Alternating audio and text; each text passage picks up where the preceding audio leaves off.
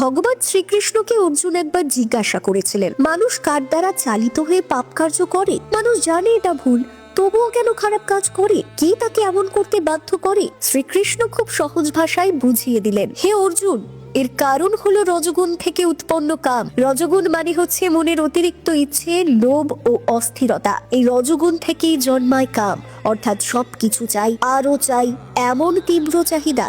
আর এই কাম পূরণ না হলে তৈরি হয় ক্রোধ। এই কাম ক্রোধই মানুষের বুদ্ধি ঢেকে তাকে পাপের পথে নিয়ে যায়। অর্থাৎ ভগবান কাউকে পাপ করান না, মানুষের নিজের ভেতরের রজগুণ, সেই অতিরিক্ত ইচ্ছে ও লোভ তাকেই ভুল পথে ঠেলে দেয়। আজও যখন কেউ খারাপ কাজ করে আমরা ভগবানকে দোষ দিই, কিন্তু সত্য হলো দোষ ভগবানের নয়, মানুষের ভেতরের সেই রজগুণের দোষ। মনকে শান্ত রাখতে পারলেই ভুল থেকেও নিজেকে বাঁচানো যায়। এই পবিত্র গীতাবাসীর অনেক শুভেচ্ছা সকলকে। গীতার বাণী শ্রবণ করুন। জয় শ্রীকৃষ্ণ।